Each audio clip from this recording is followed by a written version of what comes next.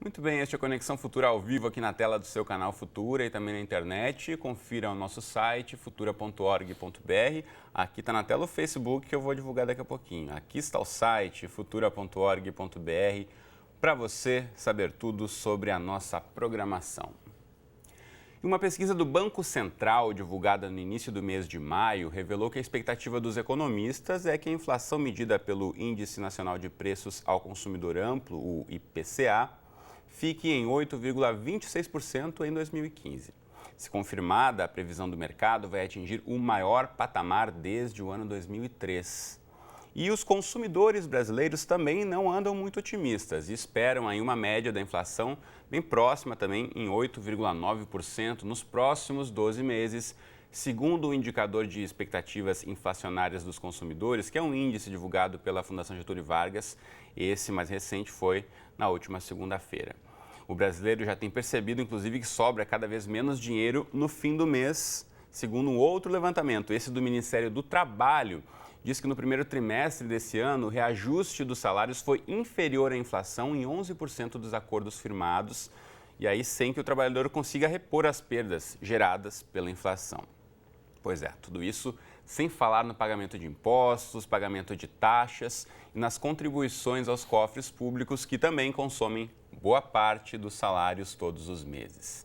E aí, apesar do atual cenário pouco animador, no programa de hoje vamos falar aqui sobre como tentar fazer o seu dinheiro render mais. Então fique ligado nessa conversa, para a qual eu recebo aqui no estúdio o Daniel Souza, que é professor de Economia do BMEC Rio de Janeiro. Daniel, bem-vindo à Conexão, tudo bem? Tudo bem, obrigado. Obrigado a você pela presença. Aqui ao meu lado está o Thiago de Mello, que é sócio da GT Consultoria Tributária e Financeira. Tudo bem, Thiago? Bem-vindo. Obrigado. Também conosco ainda no estúdio está o José Marcos Domingues, que é professor titular da Faculdade de Direito da UERJ. Professor, bem-vindo à Conexão. Muito obrigado.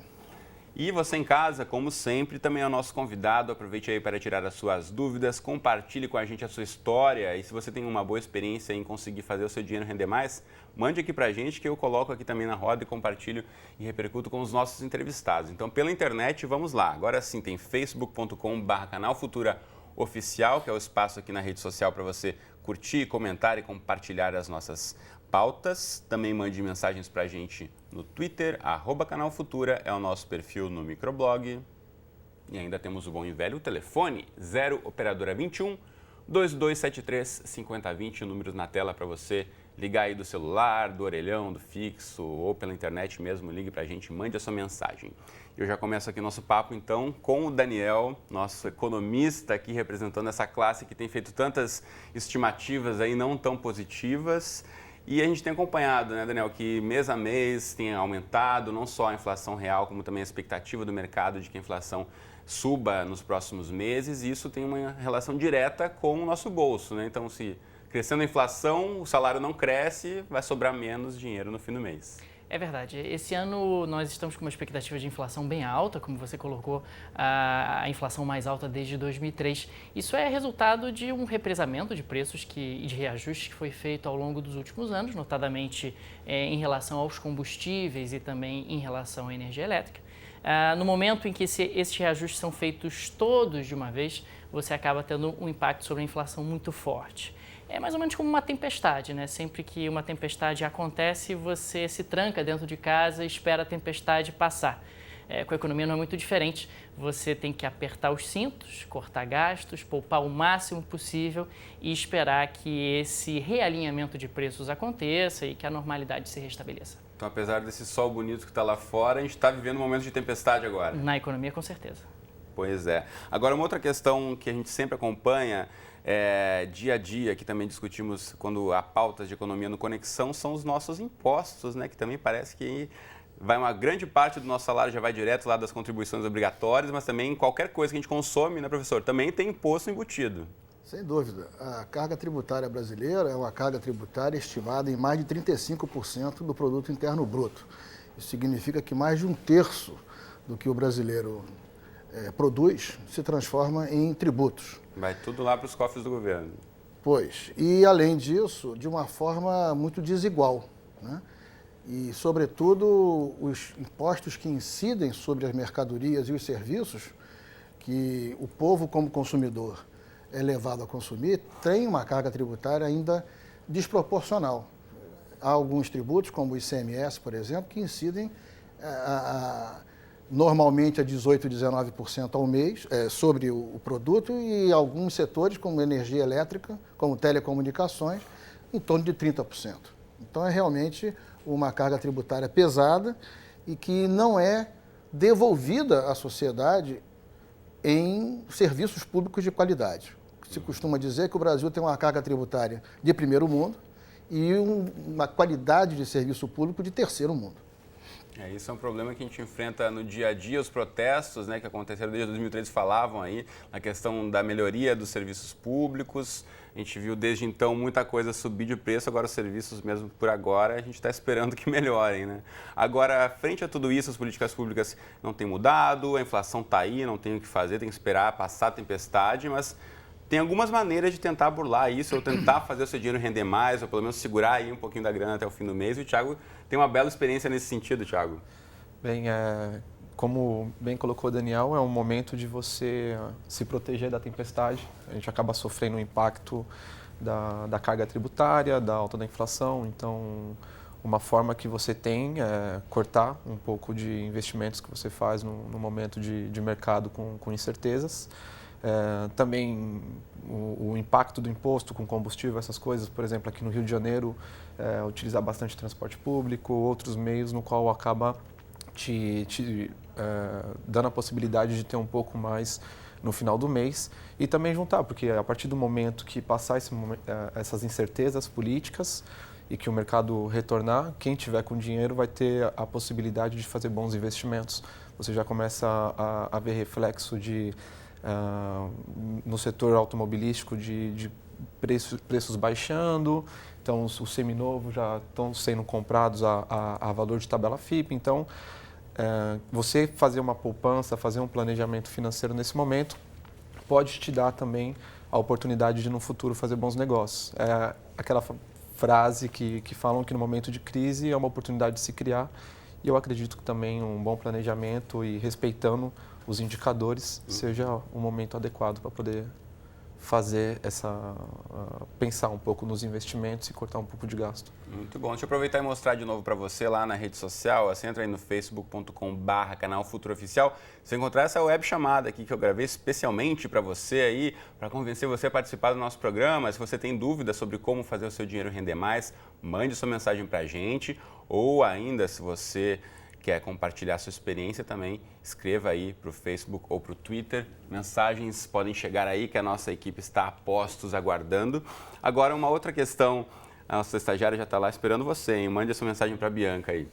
Olha só, abri o programa de hoje falando também sobre a compensação do reajuste dos salários que não bateu a inflação, né? A gente não consegue aí ter um reajuste que vai acompanhar. Como é que a família consegue se estruturar? O que pode tentar fazer aí, já que não tem como ter um acordo coletivo, né? Até os sindicatos tentam aumentar o salário, mas as empresas também, se estão recebendo menos. O que justifica aí esse reajuste no ano não ter acompanhado o aumento da inflação, Daniel? Na realidade, nos anos anteriores, nós tínhamos o cenário oposto. Os salários eles estavam sendo reajustados acima do aumento da produtividade do trabalhador, ou seja, acima do que o trabalhador estava gerando de riqueza ou estava aumentando de produção dentro da economia.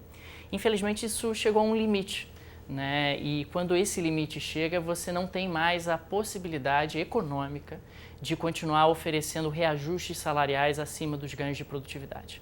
Ou seja, no curto prazo, infelizmente, não há o que fazer. É um momento de ajuste. Alguns excessos foram cometidos e esses excessos agora estão sendo corrigidos. Mas individualmente as famílias elas devem aumentar o seu nível de poupança e cortar consumo, principalmente daqueles produtos que são absolutamente supérfluos. É interessante o que o Thiago estava colocando, que a gente está falando de um momento onde poupar está sendo extremamente recompensador. O governo brasileiro, por exemplo, está pegando recursos emprestados através do Tesouro Direto com taxas de juros que superam 13% ao ano. Quer dizer, então, você pode, ao poupar, receber 13% ao ano, o que é, sem dúvida nenhuma, uma taxa bastante elevada. Agora, você falou do Tesouro Direto, é importante a gente mencionar, já fizemos alguns programas aqui no Conexão explicando o que é, mas ainda é uma modalidade de investimento pouco conhecida do brasileiro. O brasileiro ainda tradicionalmente investe na poupança, que no momento também não é a melhor opção, né? De forma alguma. A caderneta de poupança ela está, inclusive, perdendo para a inflação. A caderneta de poupança ela é bastante segura, é a aplicação financeira mais segura que existe no país, mas ela não está sendo em absoluto rentável e não vale a pena você manter seus recursos na caderneta de poupança no atual momento. Então, quem ficou curioso aí, quer investir em Tesouro Direto, entra lá no site Tesouro Direto, tem um passo a passo, né, Daniel? Que o pessoal pode entrar lá. O próprio governo tem todo o interesse em divulgar o Tesouro Direto como forma de aplicação financeira, porque na prática, quanto mais pessoas adquirem títulos do Tesouro Nacional, o juro que o governo paga acaba sendo até um pouquinho menor.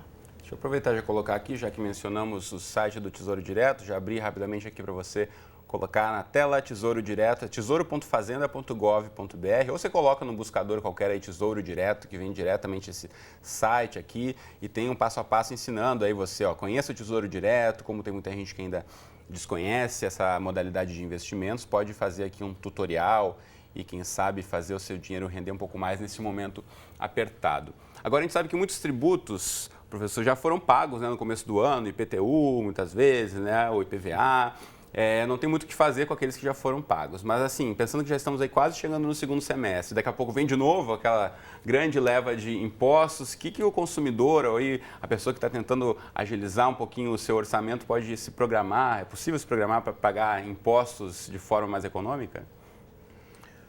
Olha, eu penso que essa é uma pergunta difícil de responder, pelo menos por um advogado como eu. Eu creio que meus colegas poderão responder melhor. Eu creio que o brasileiro, em geral, deve procurar planejar-se do ponto de vista tributário de maneira a procurar aqueles investimentos e aqueles consumos menos tributados.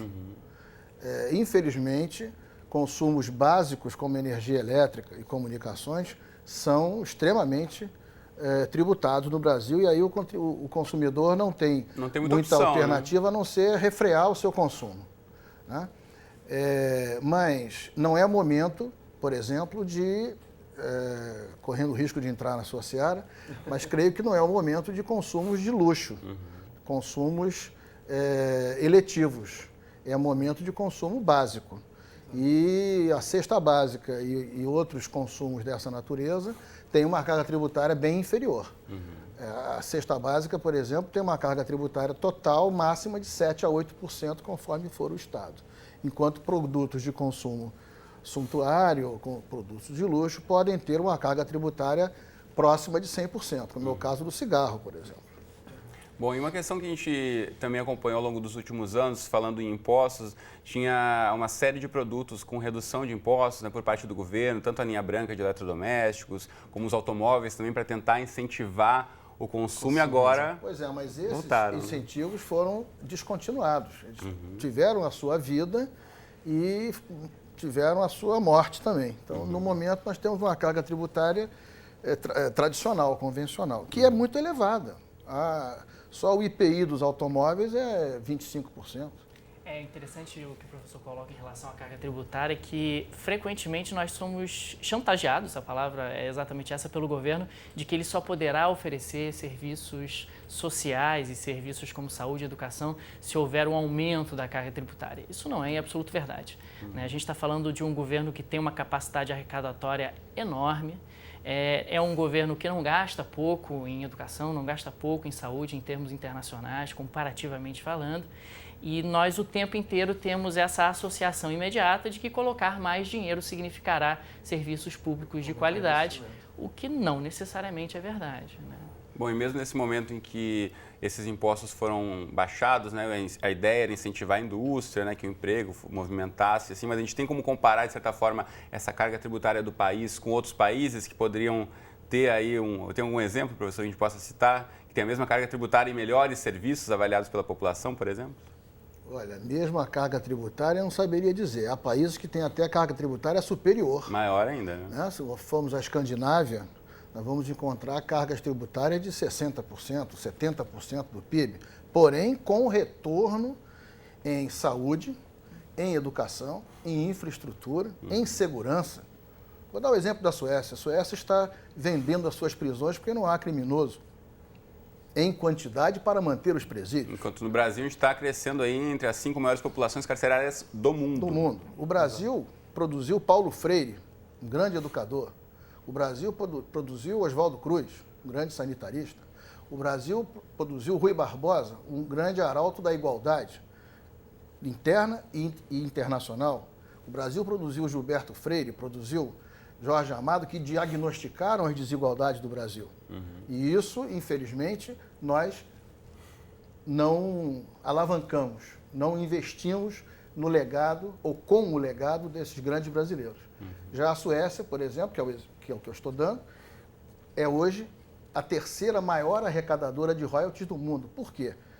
No século XIX, investiu em educação e fez a sua revolução social e econômica com base na educação.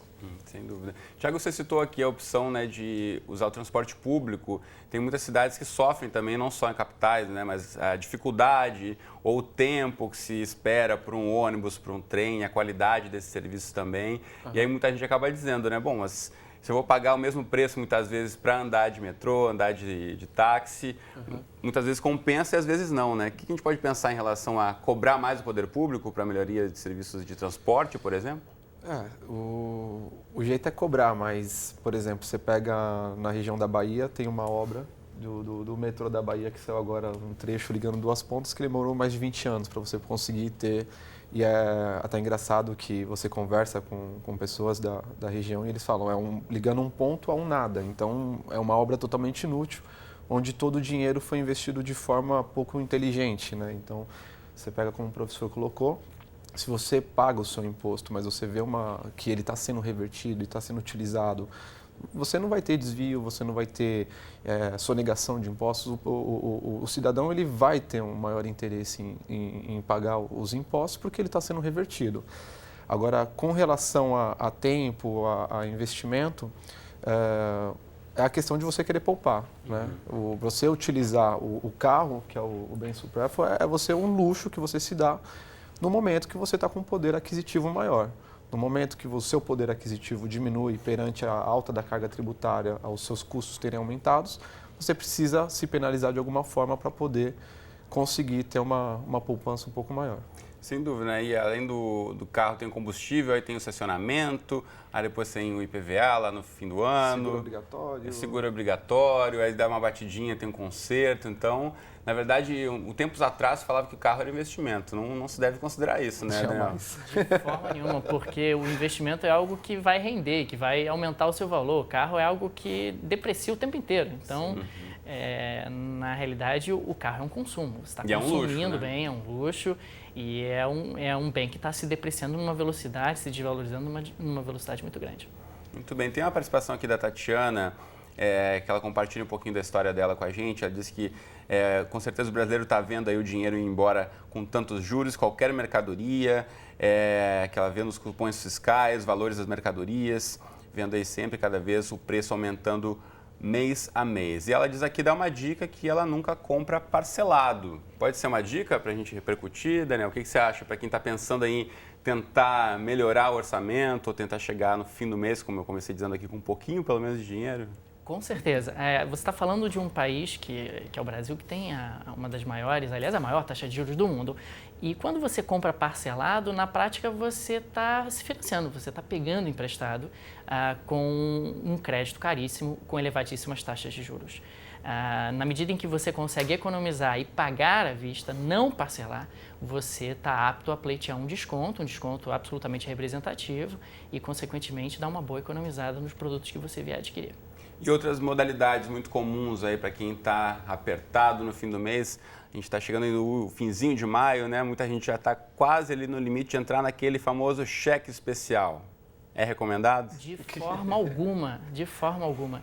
O cheque especial, ele é um crédito caríssimo, com taxas de juros que beiram o extorsivo, né? É bem verdade que os bancos correm um risco muito alto e que existem razões técnicas bastante objetivas para explicar as elevadas taxas de juros praticadas no Brasil, mas é perigosíssimo você entrar no cheque especial. Não entre no cheque especial. Eu sei que às vezes acontece uma eventualidade, às vezes surge algum tipo de gasto não previsto, mas se esforce ao máximo para não entrar no cheque especial, porque a chance dele virar uma bola de neve é enorme. E caso aconteça de você entrar no cheque especial, renegocie a sua dívida com os bancos, entre em contato com os bancos, chore, pressione, pechinche, porque vale a pena. Muito bom. O senhor quer complementar? Uma outra razão para não entrar no cheque especial é a razão tributária. Porque cada vez que o consumidor toma empréstimo ao banco, ele paga um imposto chamado Imposto sobre Operações Financeiras, o IOF. Quando ele não paga o cartão de crédito no momento certo, ele toma empréstimo à financeira, paga também o Imposto sobre Operações Financeiras, que não é barato. Quando for comprar no exterior também, precisa lembrar que é um imposto de 6,38% IOF. Eu ia mencionar isso agora. Muita gente faz viagem, a primeira viagem para fora, aí fica empolgado porque é mais barato o preço, aí vem lá o cartão de crédito, ao usar o cartão de crédito lá fora, tem a conversão, né, do real para o dólar ou para a moeda que for. Você perde na taxa cambial, a perda cambial. Que é mais alta normalmente. E mais o IOF. Mais o IOF sobre todas as compras. Então, planejar-se é sempre o mais importante, né? Seja aí para uma viagem curta, uma viagem longa. Como é que você faz isso no orçamento mensal, Thiago? Você tem uma previsão de quando você pode, de repente, especular um pouco mais, gastar um pouco mais ou menos? A dica da Tatiana, que mandou de você não parcelar suas contas, é uma boa estratégia. Então, um ponto interessante, eu costumo, quando vou sair, sempre levar o dinheiro pronto. No final de semana eu vou usar X valor no final de semana e esse é o meu orçamento do mês. Claro, pode acontecer uma exceção ou outra, mas é uma forma de você se controlar, porque, como colocou o Daniel, às vezes você está ali, o cheque especial, alguma coisa, e acaba sendo um dinheiro ilusório. E quando você não está com cartão e só está com o dinheiro contado, é uma forma de você acaba conseguindo se controlar e conter os seus gastos. E com relação à viagem para o exterior, eu cortei o que tinha planejado de alguma possibilidade de viagem com a taxa cambial que está, o valor do dólar, euro, praticamente impraticável você fazer uma viagem hoje para o exterior. Sem dúvida. Assim como o Thiago, a gente tem recebido as notícias, hoje foi divulgado um levantamento aí que o brasileiro gastou menos do que nos últimos anos no exterior e a gente vinha vindo um crescimento, né, dessa despesa do brasileiro comprando fora, viajando muito, então agora está todo mundo já com o cinto apertado, né? No momento de crise dos Estados Unidos, surgiu até uma notícia de que eles iam liberar a entrada do brasileiro porque é o maior consumidor nos Estados Unidos. Bastante o acesso ao visto. Exatamente. Como forma Mas há uma razão também, outra vez, fiscal para esse consumo no exterior. É porque a carga tributária norte-americana é inferior à brasileira e os produtos são de muito boa qualidade. Então, aqueles segmentos da sociedade brasileira que têm a possibilidade, historicamente, de viajar, de ir ao exterior e tal, muitas pessoas vão para fazer compras por razões variadas, porque vai ter um neném, quer fazer um enxoval. A compra do enxoval, né? Virou uma tradição quer comprar já em muitas famílias de classe média alta. Né? Quer comprar uma câmera, um tablet, enfim. Por quê? Porque a carga tributária lá é muito inferior à nossa, em relação à qualidade do que nós temos aqui. Então, mas aí entra também essa componente aí, como comprar, né? Porque se for comprar em dinheiro é uma coisa, se for comprar em cartão de crédito, 6,38 no IOF na volta. Lá, o IOF nessa fatura no fim do mês, mas algumas coisas realmente valem a pena, né? Um par de tênis, por exemplo, aqui pode custar 3 vezes ou mais por conta dos impostos de importação do Brasil. O telefone, o smartphone que você for comprar e tantos outros produtos, né? A gente já está chegando aqui no finzinho do programa, então queria ouvir uma última dica. E tem alguma solução para a família tentar chegar aí até dezembro, pelo menos no Natal, lá com um dinheirinho a mais para comprar os presentes, Daniel? Olha, eu não queria que as pessoas ficassem com uma mensagem extremamente pessimista em relação ao que a gente está vivenciando. Sejamos realistas, Sejamos realistas, mas também tenhamos consciência de que é um momento que vai passar, né? E é importante que você se prepare para o fim desse momento. E por isso que, mais uma vez, eu gosto de bater na tecla da poupança, de economizar recursos. Poupança aí não é caderneta de poupança, mas renda não consumida que você pode alocar em diferentes possibilidades, como o Tesouro Direto ou fundos de renda fixa que ofereçam uma boa rentabilidade para você. Então, a mensagem é essa: vamos economizar, vamos evitar despesas supérfluas, vamos evitar financiamento nesse atual momento. Quer trocar a geladeira? Espera um pouquinho. Quer trocar de carro? Espera um pouquinho. A viagem deixa para o ano que vem, porque ano que vem, se tudo correr bem, a situação deve estar bem melhor. É isso aí. Então, se conseguir juntar um pouquinho, põe lá no investimento no fim do mês, ou tenta já no começo, quando receber o seu salário, guardar um pouquinho, seguindo essa indicação aqui do Daniel. Mas, por agora, nosso tempo já esgotou. Então, obrigado aos três pela presença. Foi um prazer conversar com vocês no Conexão de hoje. Obrigado.